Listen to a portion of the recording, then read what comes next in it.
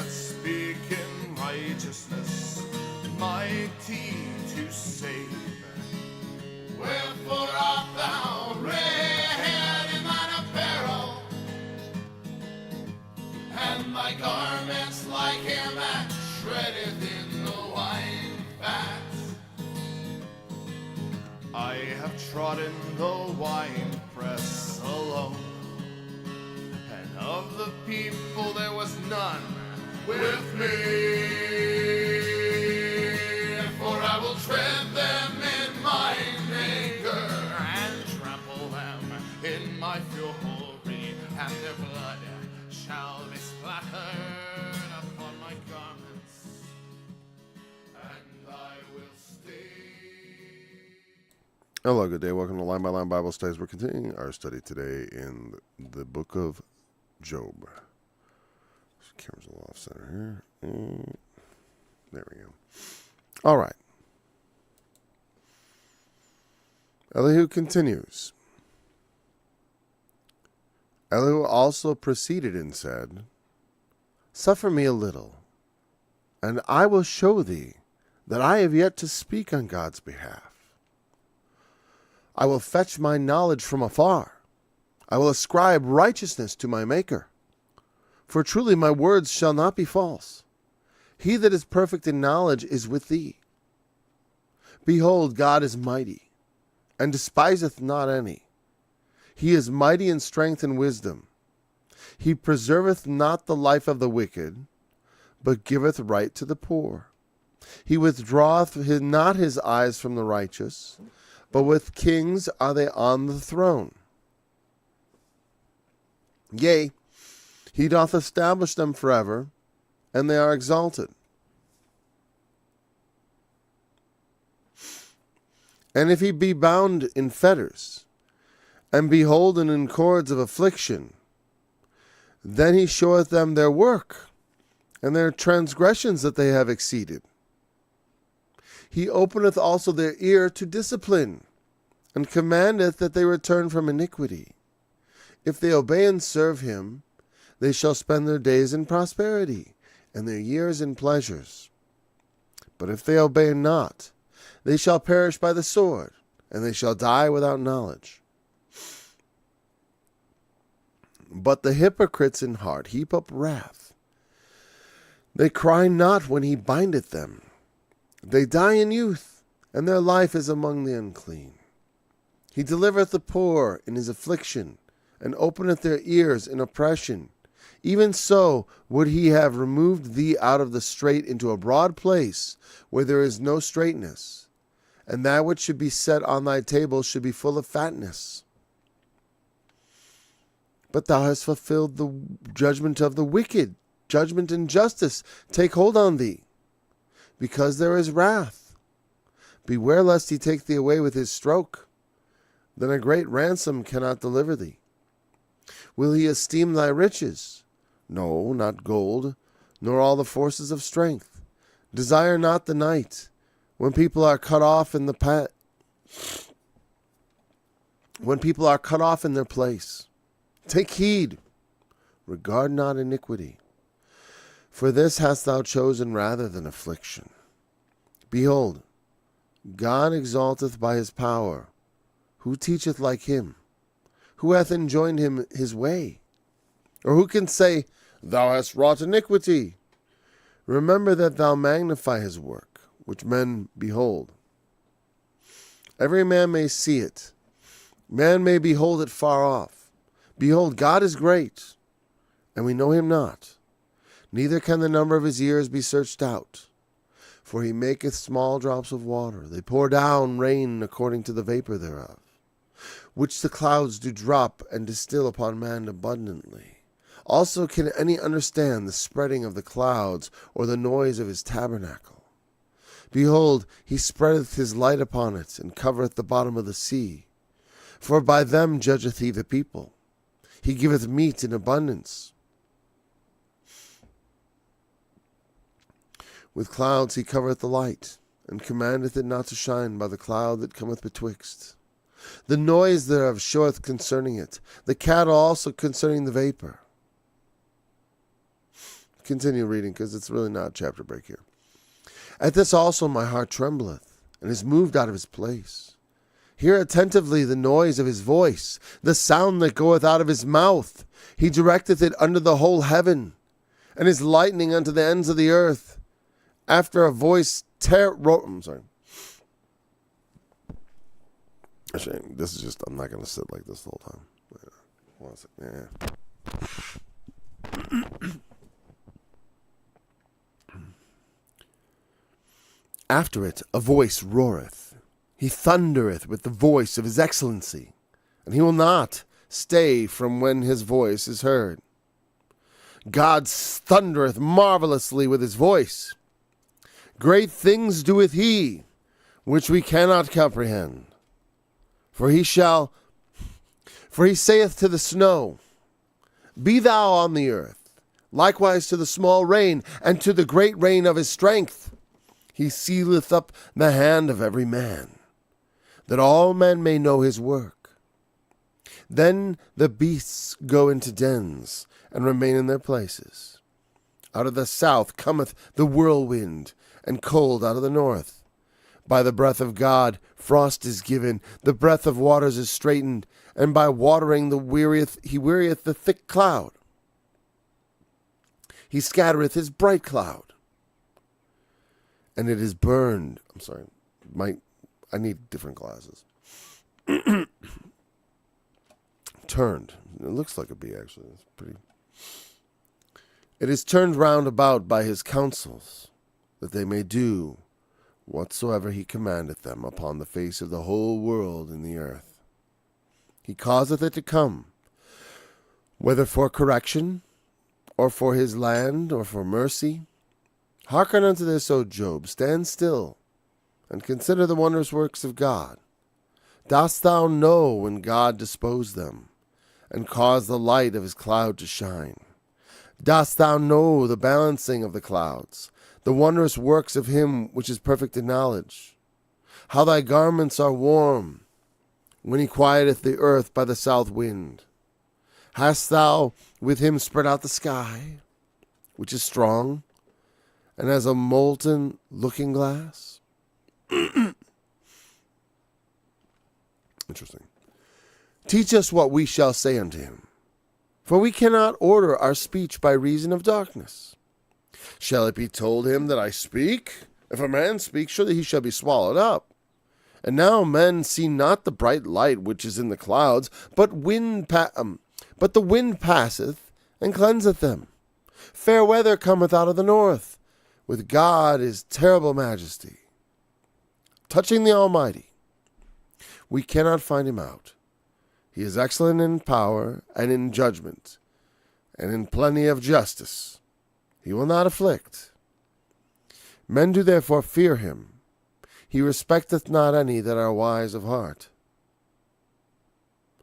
And then the Lord entered Job out of the whirlwind. And then he goes on. I'm not going to read this just now. I thought I might, but 2 chapters in that. I don't want to read it badly. Besides, we're definitely not getting there today. So next week we will definitely do that. And we will read the whole of the response on the first time through, I believe. Yeah. All 5 chapters, 6 chapters. That's 5. But I'll definitely try to make sure I warm up for that. Because oftentimes I come in very cold, at least vocally. So, suffer me a little. So, listening to all that, again, the knock that I was told about Job, Arnold Murray, the teacher of my youth, the old man out in the deep end of the swimming pool, trying to pull me down. Just kidding, somewhat. But he asserted, he would always be like, oh, just yakety yakety, man's wisdom, yakety yakety, for 38 chapters of yakety, or 37. It's actually 36 if you take the first 2 out of the way, and not the first one, and then the other one. Whatever. It is a lot of men talking, and does Elihu really, again, like the other guys, they say things that are true about God. But it just goes to show how you can get a lot of things right, but still be totally wrong. I mean, not totally wrong, but in the essential point you're trying to make, you're wrong. It seems to me that Elihu is trying to suggest, as the other friends did, but less forcefully, that this is some sort of chastisement, perhaps. And he's saying, Job, God can't be unjust. That can't be. So, and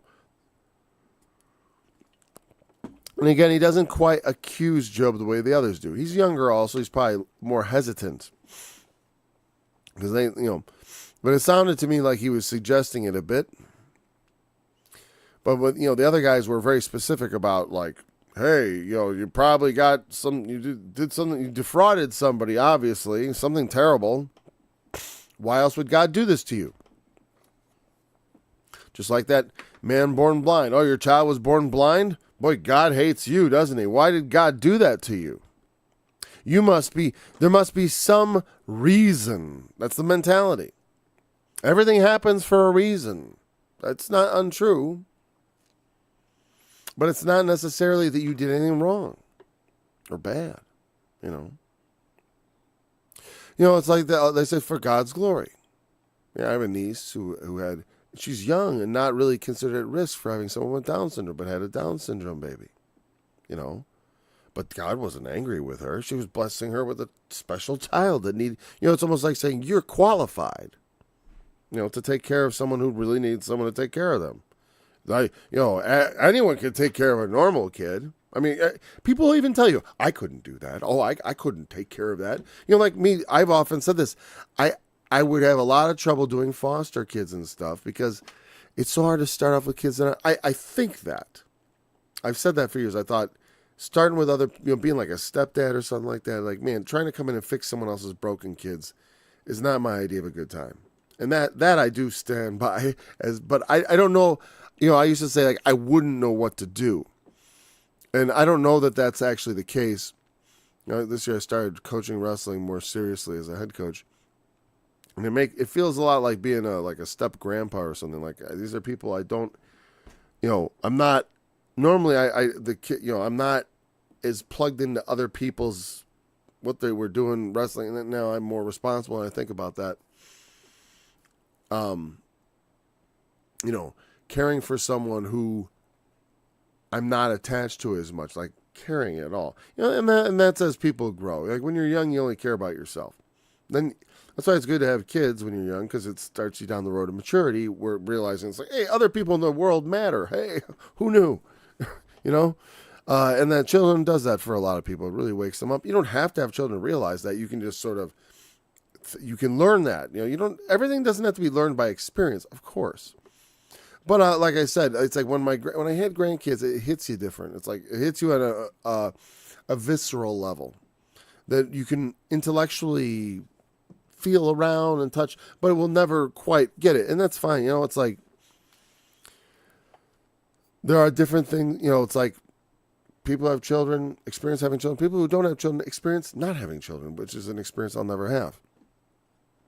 And who knows? It's not. Not everyone has to walk the same path. I've always said that.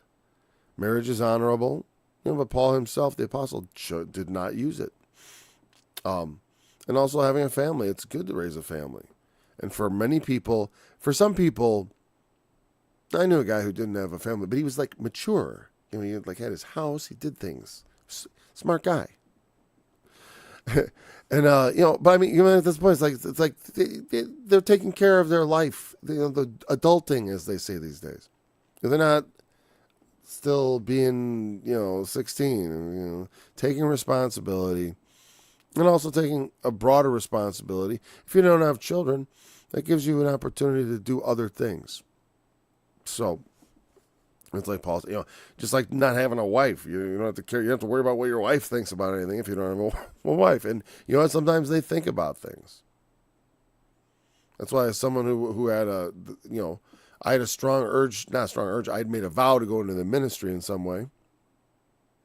And so I ended up going in the most unorthodox way possible, of course. Because I didn't really want to make whatever. I never thought of it as a way to make money.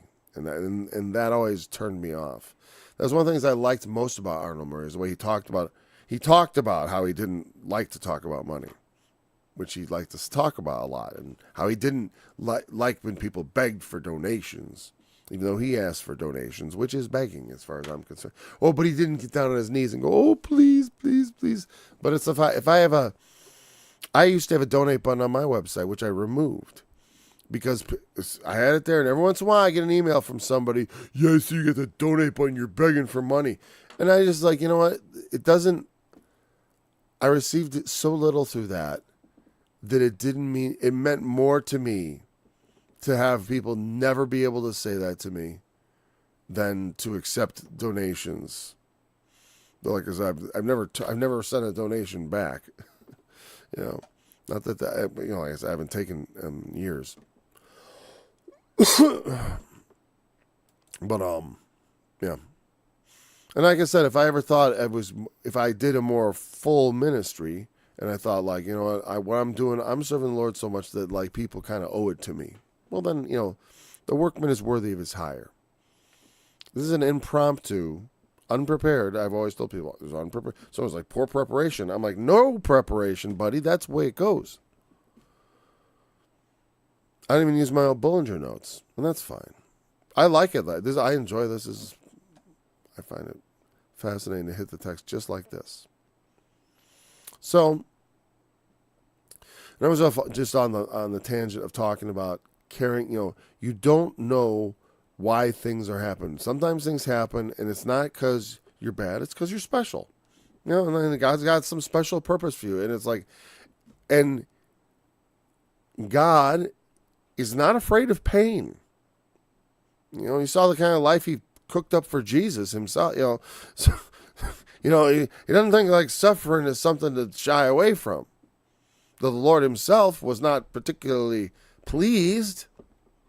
See Gethsemane, but I always say I love those. I love Peter sinking on the water, and I love Thomas saying, "Please, I don't believe until I put my," because actually.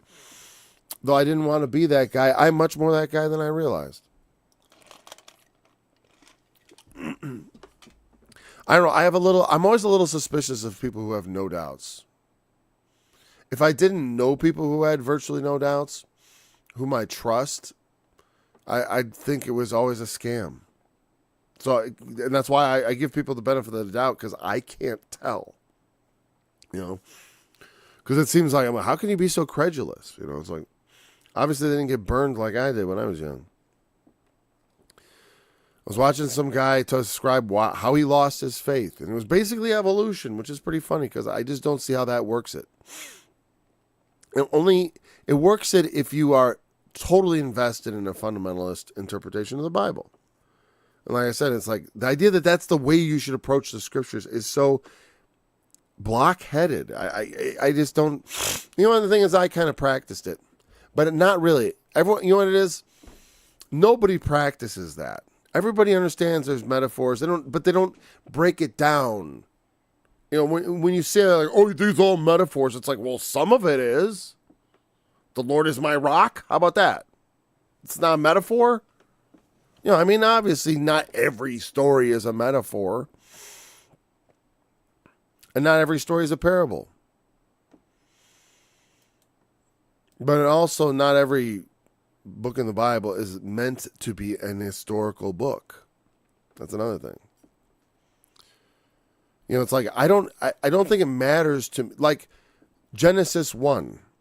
That's like the storybook version of how God made the world. It doesn't matter to me that it doesn't match up perfectly with science. That doesn't really matter at all. Because it's literally like just the storybook version of how God did everything. It's a storybook version. And there's nothing wrong with the storybook version, by the way. It's just, it's like why they would want to put it up to the standard of scientific. Like, this is exactly scientific. Like, God, like the people who wrote the Bible thought that that's what they were writing it for us to scientifically, it's like, that's like this sort of weird assumption that God magically, like just the way Joseph Smith, the golden plates from the angels, which they wrote it, not me, but the Bible was inspired by God, not written by God. And so a lot of the things that men wrote about God that were inspired by God, it's like, yeah, did he inspire every word? Well, he didn't inspire Job's friends to be right. And that's why they don't like to go there, because it's like it's hard to make out for sure even what the argument is. Because they're kind of dancing around it. Everyone's dancing around it. And maybe that's why it's such a long book like that. It's like, because we all dance around it. And even in Christianity, they don't like to talk about evil. And it's like, and I always think it's funny when I go to church where they think it's a virtue to talk about hell, where they actually, I always talk about like, well, lean into it. And I'm like, and I do appreciate that. I do appreciate that on a certain level. It's like, yeah, if that's what you believe, then eat it up. Don't be shy about it. I'm not sure when I'm convinced about things that are true and right, I'm not going to be shy about speaking it. I used to be a bit, because I used to be more worried about like, oh, if someone's, I'm gaining people. Years ago when I actually thought maybe I never like set out properly to create and build a ministry, but I kind of thought I was. But my main thing was just to produce the content. Not, promotion has always been something that like, to me, it's like teaching a fish about bicycles or something. It just doesn't make sense. So I'm ill-suited to it. I'm going off on this. Whatever. I'm not thinking about that. Well, the arguments of men and all that, still on the same track. Because it's the overall picture, right? That they want to ascribe righteousness to God, but at the same time, we have this world that seems to be not just. They keep talking about how God rescues the poor. It's like, some people die in poverty. What are you talking about? And then what the impulse is to be like, well, they were bad. They deserve that. They were sinners. Often they are sinners, I said, there's not much I've suffered through in life. Oh, there's a few things. But there's plenty of things I suffered through that was just my fault. Either I made a mistake, tripped, hurt myself. I don't say, God, why did you make me so clumsy? It's like, well, I could have made someone who was less clumsy, Paul, but that's not you. Why hast thou made me thus? Is the dumbest question. That's why Paul said, well, you're going to ask your maker, why has you made me thus? What? What are you talking about? I'll make something else. Goodbye. Okay, poof, you're gone. Why you made me thus? I made you. It's like, I'm not satisfied. You should make someone more like another Arnold Schwarzenegger, a big muscly guy.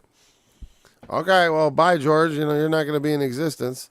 And that's exactly the argument Paul makes. It's like, the point is, you get to exist. Warts and all. Isn't that nice? God has been very gracious to all of us into bringing us into this world. Whether we like it or not, it's still gracious. So, I'll fetch my knowledge. They always like to talk with these big free. I will fetch my knowledge from afar. I will ascribe righteousness to my maker. And you know what? Really what it's all about is everyone's mostly concerned with them being right. They get angry at Job, who's a little bitter, but hasn't really said anything wrong. Yep, God has done all these things to me. Like I say, wrong in the sense that offensive towards God. He's not right. That's a careful point to make. Because we know what the situation, God didn't take away his judgment. He still had judgment to come. And in fact, he restored unto him all those things. But the point was, that part of the story I almost don't like. Because, Job, it's fine at the end of his story, he gets everything back. Because it's a picture of the resurrection. But, when it's made more clear when that point is made more clear in the resurrection of Christ, and sometimes you lay your life down, you die, but ultimately God will raise you up and your judgment is with him. But they're obsessed with temporal judgment. Oftentimes we are. We are very much focused on the things right here and now. The body has needs. They're immediate. Hunger is a daily issue. Thirst also. Things have to be tended to. The cold and the heat have to be dealt with. All these things we have to be mindful of. And we don't be so mindful of them that we're unmindful of the Lord. And what does it mean? Again, being mindful of the Lord. What do I even mean by that? A lot of times people think it's like, I think on God. It's like, okay, yeah. That only goes so far. One, we don't really know him. And that's one of the points he makes. We don't know this guy, God. He's like an alien to us. Might as well be. Right? But we do know of him. What we've learned of him. What does he want from us? Well, to do justly and to love mercy and to walk humbly with him. And that's what it means to walk with him, is to walk as if he is present, as if he is real. And being mindful of God means you don't do things that would be offensive to God. So I can't do that because I'm mindful that God is on the throne. So again, I'm not talking about your salvation and stuff. I know it's not through works of righteousness which you have done. That's not the point. He's called us to righteousness. And we want to be mindful of him. But like I said, it's not, you don't have to necessarily have that process go on. But when we do right, we are walking with God. When we walk, it is as if, no, you don't have to be all self-conscious about it. Like, oh, he's watching me. It's like, you have to be, it's good sometimes. It's helpful in overcoming the sin nature to pray often. If we have sin struggles, we need to be in touch with God so it's more real. And so you feel his presence more, and you will, when you pray to God, you always feel God more present. I don't know if you, you ever notice that? Yeah, exactly. And so that is definitely an assistance when you're struggling. But when we're doing right, it doesn't mean, like I said, you have to be obsessively, overly religiously focused. Like, oh God, Jesus, you don't want to be, because that can, well, sometimes it's just false. It's not the real thing. It's like, it's not about idolizing Christ. Just the man Jesus, and Jesus, the name, the brand, the person. Though he is all those things. It's not just that we exalt him as the Lord. Oh, we exalt thee, we exalt thee. That's fine. It's all wonderful because he is the Lord and we ought to exalt him. We ought to sing his praises. It's beautiful. But that is not the essence of what it really means to exalt him and to pray. It's like, when the things that our lips praise him, when our hands are obedient to them, that is the greatest praise we could possibly offer.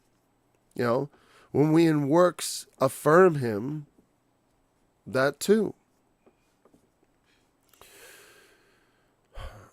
Truly my word shall not be false. He that is perfect in knowledge is with thee.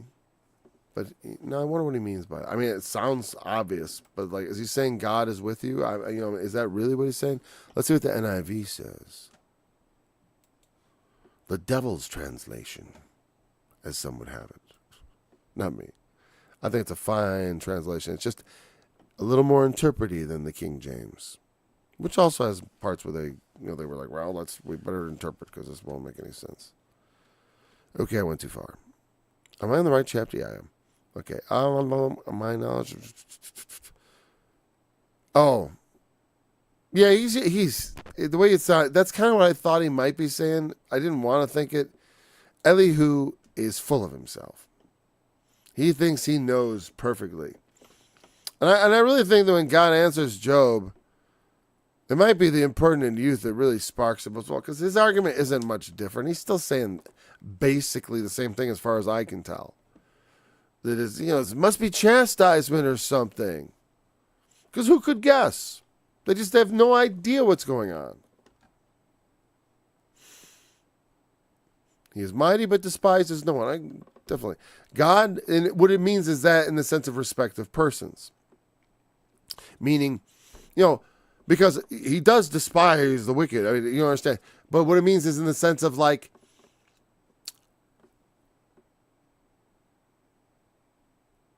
the rich and the poor. And it goes on to talk about the kings and all that.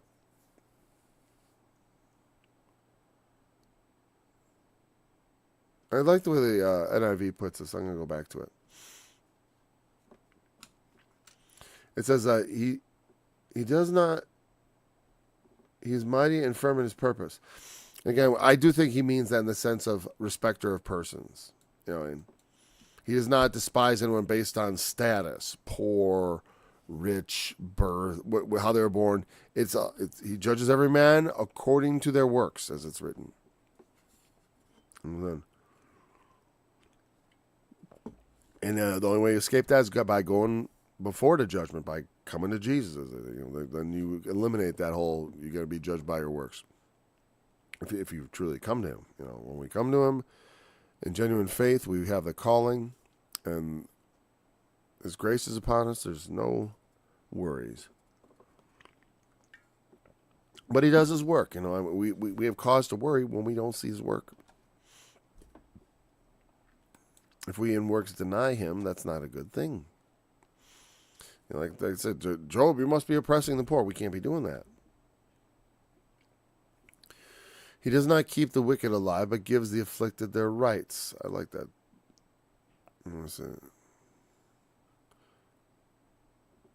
He giveth the right to the poor. He withdraweth not his eyes from the righteous. Okay, see, the King James is a little weird here, and I get it. It's just weird the way they phrased it. Because it's like, he withdraweth not his eyes from the righteous. It's good. You want God to be, in the positive sense, have his eyes on you. He's got his gaze upon you. Just like Job. Have you seen my servant Job? He's watching him. He's watching the righteous. I said it's not everything to say is wrong, but, But this part is good. He preserveth not the light, but giveth right to the poor. He withdraweth not his eyes from the righteous, but with kings are they on the throne. Means with kings, the righteous are on the throne with kings. All they had to do is put that, but they are on the throne with kings back there. Meaning that God, he enthrones us as, in the sense of like kings. Like in the book of Revelation. He that overcometh will I grant to sit with me in my throne. The concept goes through the New Testament too, and to the very end promises. That this is something we've been promised, to sit on a throne with God. And that also does imply, because thrones imply judgment.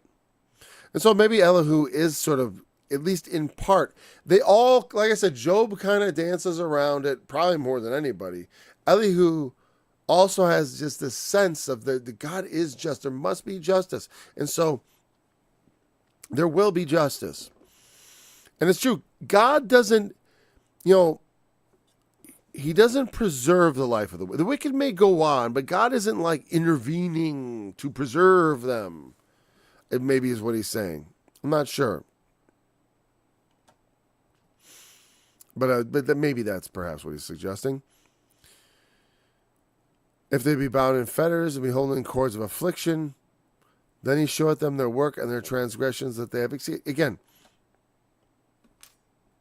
if the righteous end up in a bad spot, well, then God's going to show them, what they've been doing, because they're the righteous. This is chastisement. He cares. Paul talked about this too. That you're chastised as a beloved son. I've regarded a lot of my affliction as chastisement because I've never been entirely right. I don't have all my impulses aren't.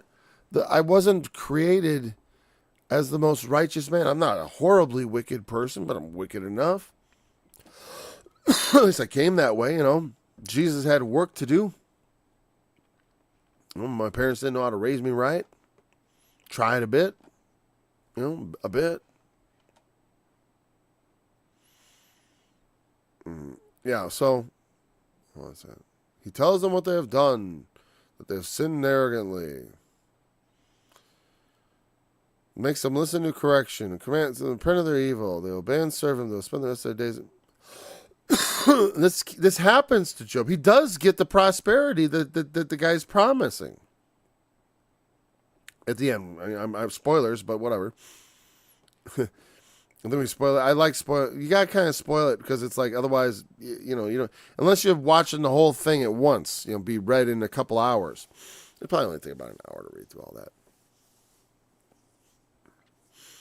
But anyways, so he's saying, hey, and again, he chastises every beloved son. If you're not chastised, Paul says, or Hebrews, I forgot which, if it's Hebrews or Paul, or it might be both, by the way.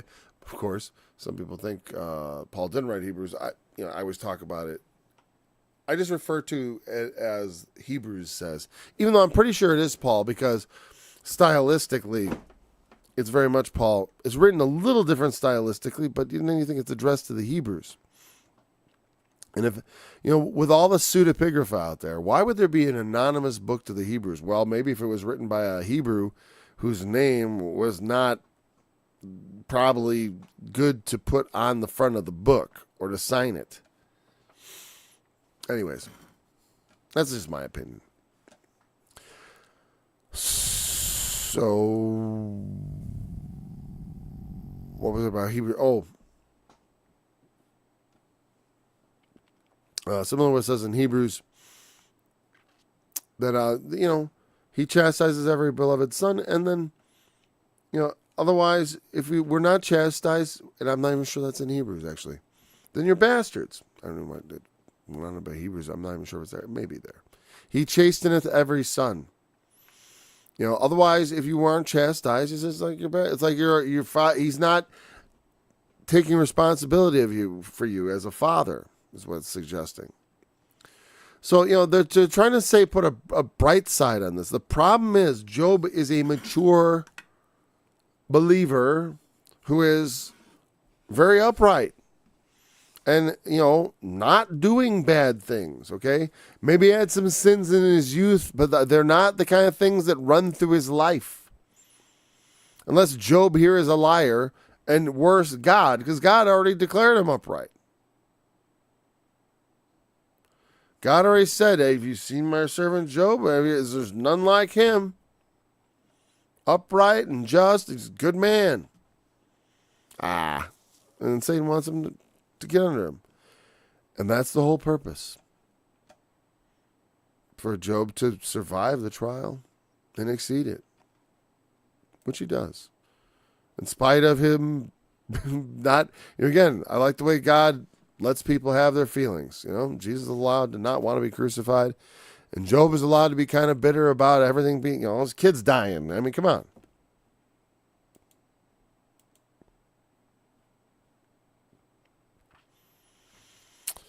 Opens their ear to discipline. They obey and serve him. They spend their days. Everything can be restored. You get everything back.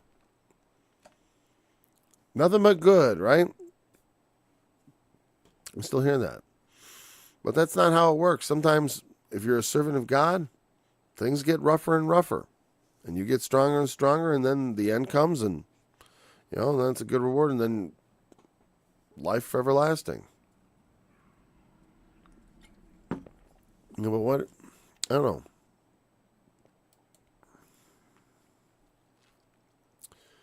But the hypocrites in heart heap up wrath. They cry not when he bindeth them.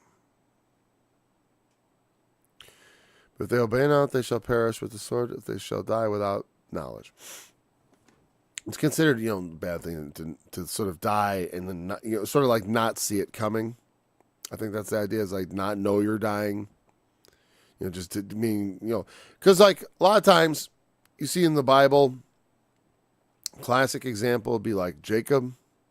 He's done, or Isaac, well stricken in years. Let me bless you before I die. He sees it. He knows I'm going to die. I'm old, man. I ain't going to live much longer. It's like, I'm 115, man. I ain't going to be around forever. No. So sometimes we see it coming. And, they've been they've been saying quite explicitly, the wicked die young, the wicked die young.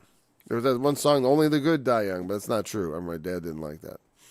The wicked die young, but sometimes the good do die young. All right. So I remember one time I said, yeah, well, all the good people got aborted. Sorry, they're not here, so we gotta just deal with all the bad ones. So you never know. The Lord knows all. Some people, some people need a lot more work than others. It's just fact of life, Some people are a lot better at being human beings than others, okay? Being decent human beings, that's for sure. He that killeth with the sword must be killed with the sword. The testimony of Jesus, remember. I'm saying it's all over the place. That's why I say that every time, the testimony of Jesus is the spirit of prophecy, because it's a big point in Revelation. And it's a big thing about Old Testament prophecy. Which is in some ways, when I was in college, I remember the one book I could not get through was Isaiah, and I've always had a special affection for the Old Testament prophets, especially because I couldn't understand them. And so, if I do treasure the knowledge I've gained in the prophets. I hesitate to call it my specialty because I think that sounds pretentious. I don't really have a specialty. My specialty is turning scriptures into songs. That would be my specialty. So I don't think that's pretentious. That's genuine. That would be without any false nonsense. That's my specialty. Right, but the hypocrites in heart heap up wrath. They cry not when he bindeth them. That reminds me of what's said in the New Testament. It talks about having their consciences seared with a hot iron. Paul, I believe in one of the Timothy books, right? Or Titus, one of those pastoral books, I believe, right? Having their consciences seared with it, it's cauterized. It's like, and what happens? You ever had a burn and then after it's seared, it's dead sometimes because the nerves have been killed. And sometimes people are so desensitized, that they don't feel the chastisement. This is something the prophet Isaiah also spoke about when he talked about he hath compassed him about with sparks, fire round about, and then burned him. Oh, that's Isaiah. I remember. I'm going to read it. It's Isaiah 42. I have a song for it. That's why I'm getting it there because it's like, oh yeah. I can't quote it perfectly right now. Well, here it is. I'll read it perfectly. Who gave Jacob for a spoil?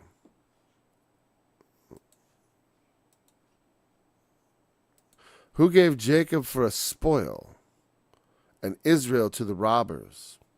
It's appropriate for Job, is it not?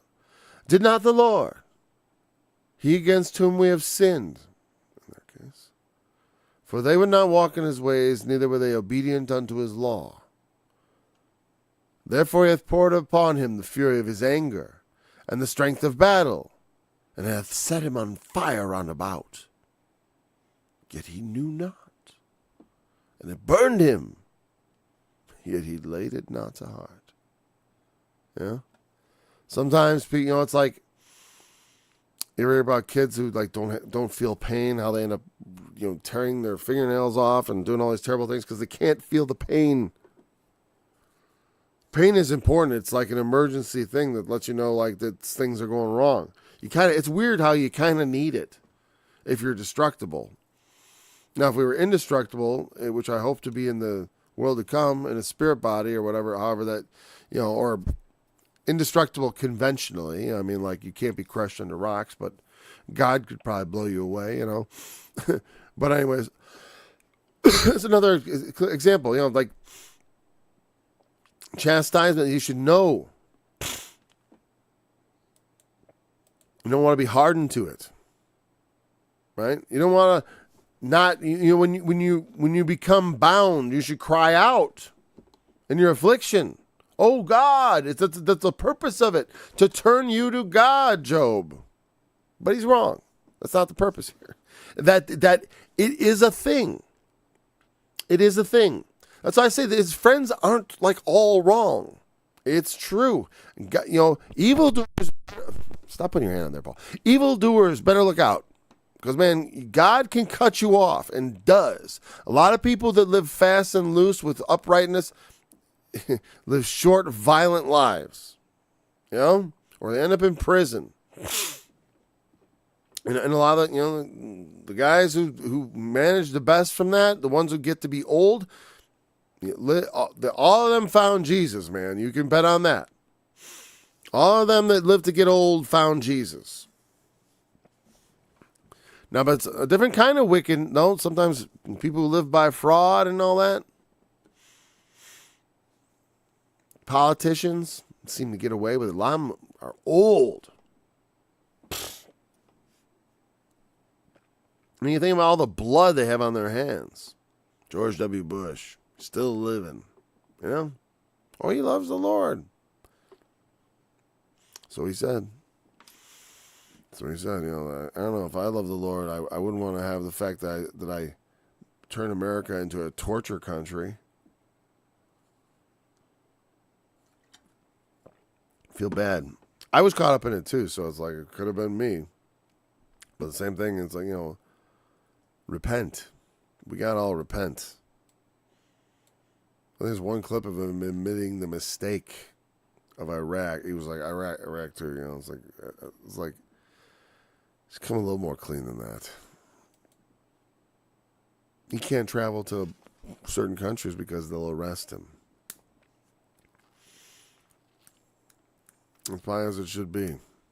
You do bad things, you reap the consequences. And that's the thing. It's like it's not they don't entirely get away with it. And people know who they are, but they kind of they're living it up. And there's more wicked men who don't love the Lord or even claim to. Get away with it. Wicked old Joe Biden. He's a wicked old soul. Old, though. A lot of old folks in Congress. It's practically an old folks' home. Nothing wrong with old folks, but when they get old enough, sometimes they're too old. People can be too old. Not everybody is too old. People age differently, right? Some people, everyone knows that 90-year-old who's got all their marbles and is sharp as a tack and is still working. Okay, yes. But then a lot of other 90-year-olds they got no more marbles and they ain't working and they ain't using the bathroom either. So, not on their own. And some of those Congress people are just way past their time. Wicked. So but they still stay in their place. And that's the real point of the book of Job, is that sometimes this world is not just. How can God be just if the world isn't just? It's like, well, God in his ultimate power has to make justice. And we have to trust him that he will. It's like, that's why I think the ultimate message is trust God. We don't know the answer because he ain't told us. Now we have a more sure word now in the testimony of Jesus. We know. We have a promise of the resurrection that we can rely on, that Job would not have any reason to believe it except just his own hope. So he didn't have a risen Lord to look to, who said, I will come again and receive you unto myself. Excuse me. Even so would he have removed thee out of the straight into a broad place where there is no straightness. Then that which should be set on thy table should be full of fat. You can go back to good times, Job. Again, this is going to happen, but it's not why they say. Job doesn't have to repent of anything. He could have a better attitude, but that's living and learning. You got to get through these things without denying God. The temptation here is to curse God. Not to be unhappy. You can be unhappy as you like, Job. Say it's unfair as much as you like. God, it's not fair. Fine. Nothing wrong with that. You've taken away my judgment. You left me here all miserable. Might as well kill me. I wish I was dead. Okay. Still haven't made me mad. Keep going. Naked I came into the world. Naked I go out. Blessed be the name of the Lord, I guess. And the Lord is just like, see what I'm talking about, Satan? My servant Job, there's none like him. He's allowed to be. Satan didn't say he's going to be, he'll be sad, man. I'll wipe the smile off his face. Or nothing will stop Job from smiling. That's not the contest. It ain't a fiddle of gold either. All right, let's move along. But you have fulfilled the judgment of the wicked. Judgment and justice take on. You are being, and what they're wrong about, his life looks like the judgment of the wicked. What people say, what happens to the wicked? Well, bad things, And people have always tried to use that to hammer people into doing right. Bad, karma. What goes around comes around. Sometimes, but not always. Not in this world. Sometimes in this world it does, sometimes it doesn't. Cosmic justice exists, but only with God and only in the future as promised. We are all still waiting for it. That's the thing. And then he says, beware there is wrath. Oh, because there is wrath. Beware lest he take away with his stroke. Take thee away with his stroke. What do they say in the NIV for verse 18?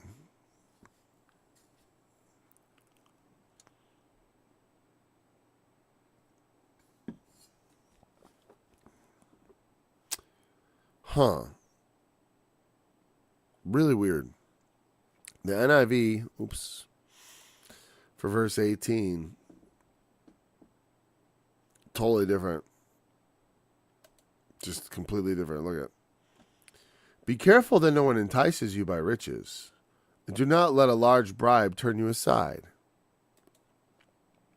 Because there is wrath, beware lest he take away thee away with his stroke. Then a great ransom cannot. Very different verse, very different idea. Okay, so the NIV one is more straightforward, easy to understand.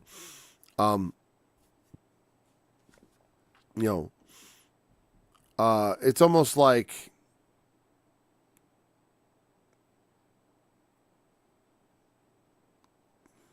you know what? Honestly, here's the thing. I think the King James is better.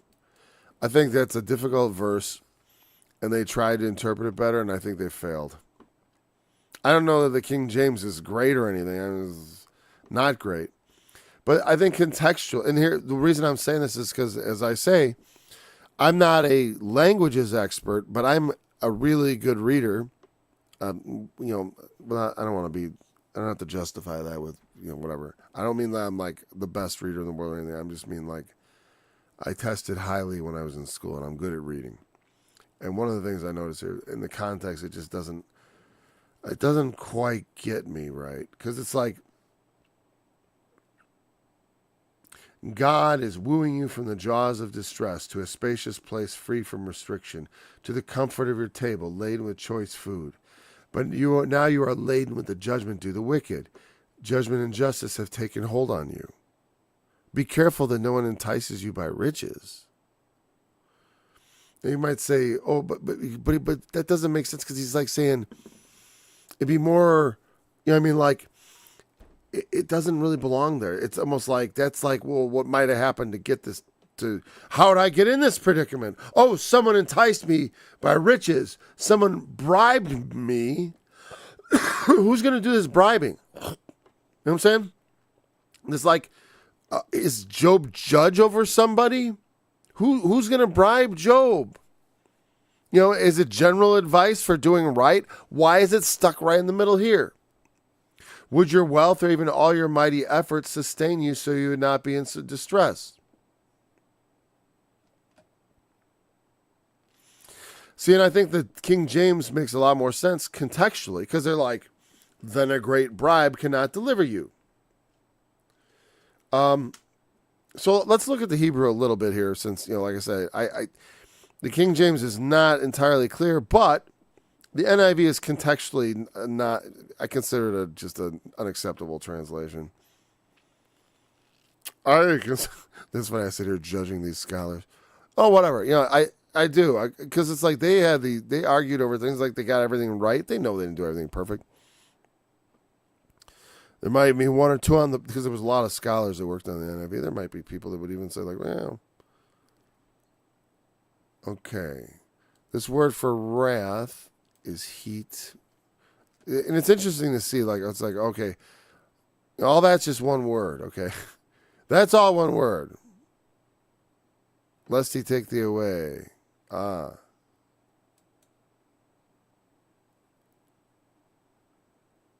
Huh. The great ransom.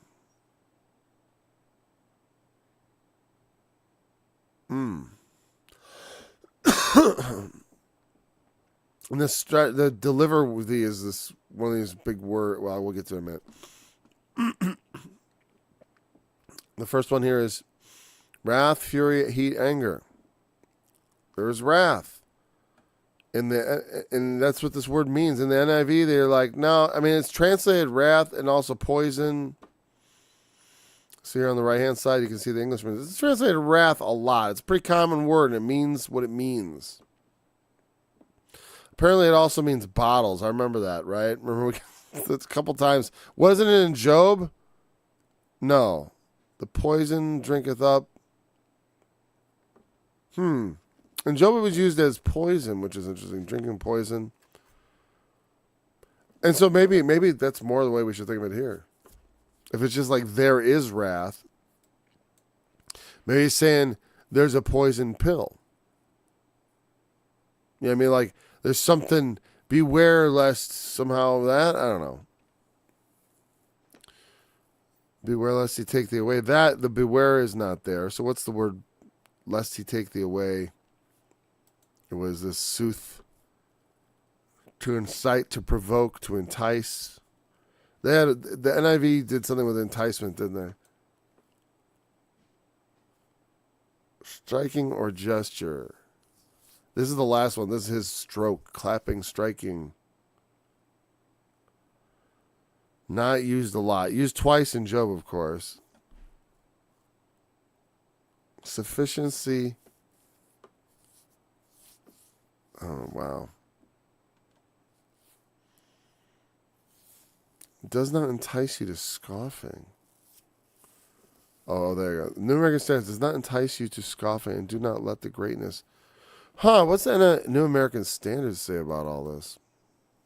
The NIV, I'm just curious. Let's see the NIV one more time. Verse 18.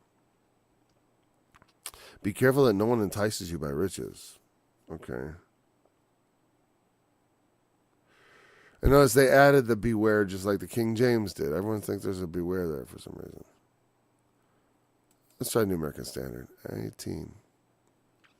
Beware that wrath does not entice you to mockery. See, they went a very different path. Like I said, this is not a verse that people, this one that gets, maybe this one could be one of those ones where like a letter got mixed up and so it just, everyone is reading it wrong. It's not right anymore. And there are things like that in the Bible. That's right. Doesn't mean you can't find God because God is revealed in so many ways. See, if everyone they want to have the Bible be this perfect revelation so they can absolutely trust and not have to think about anything, idolize Jesus so I don't have to actually be, living like Jesus. I just want to have something that looks like Jesus on my mantle, not something that looks like Jesus inside of me, All right, verse 18. Do not let the greatness of the ransom turn you aside. We're going to move on. And we're just about out of time, too. So I think we're going to probably not try to shove the rest of the chapter into 5 minutes. I started late. It's a late time, and I need to get going. So we're going to wrap it up here. I'm going to look and see where a good place to finish up is. Well, that verse is definitely one we could think about over the weekend. It's not a verse to meditate on. When you don't know what it means, there's no point in going on and over it again and again. In your head. And we can investigate it. We investigate it, and we're like, okay, well, I'll tell you this. When you get into trouble with God, it's sticky business. It definitely, that's the vibe I'm getting off verse 18. The vibe. Will you esteem thy riches? Again, that question seems to make a good connection to a great ransom can't deliver. You can't, and I thought it was kind of cool irony because the ransom was paid by Jesus. It's enough ransom to deliver anybody, which is cool. But he's right that there's no human ransom that anyone could pay. There's not enough money in the world. There's not enough tea in China to pay for your sins. True. Right? You got to get right with God, because he only got so much patience.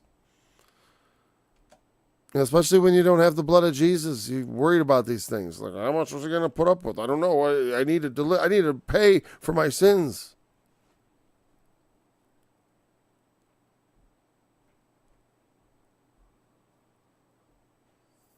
Will you cry from?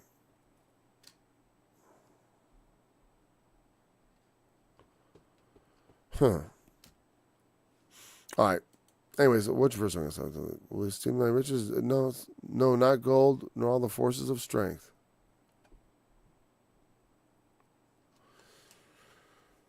It's just interesting that verse 19 is very different.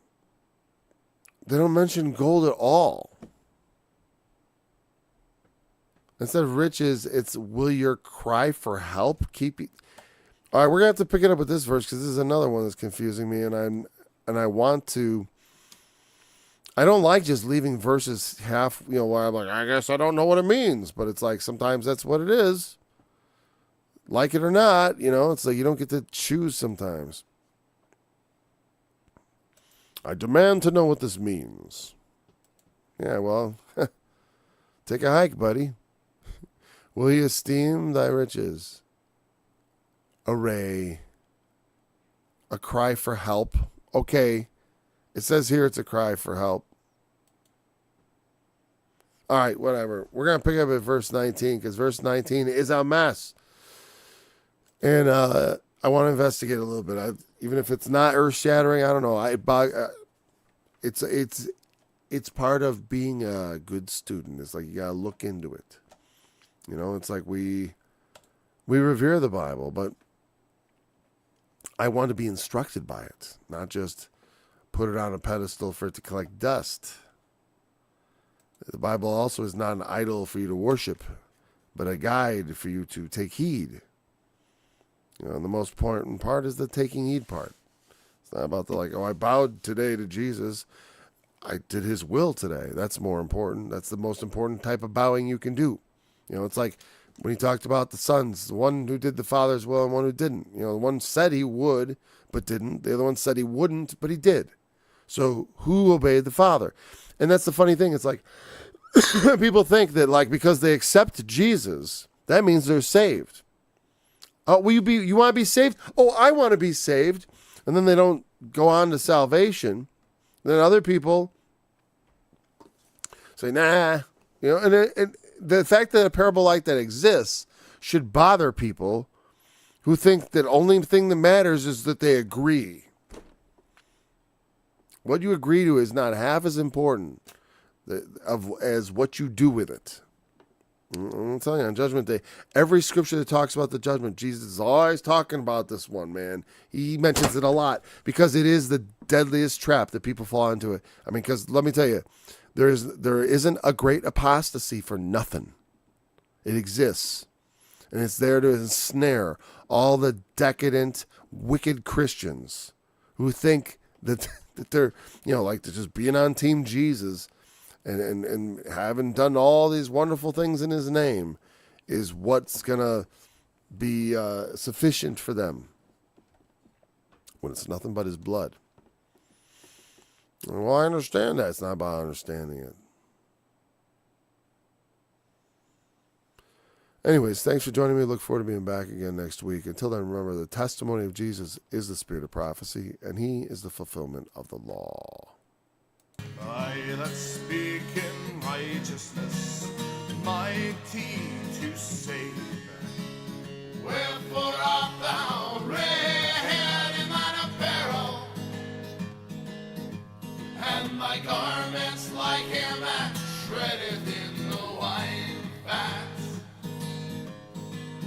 I have trodden the winepress alone, and of the people there was none with me. For I will tread them in my anger, and trample them in my fury, and their blood shall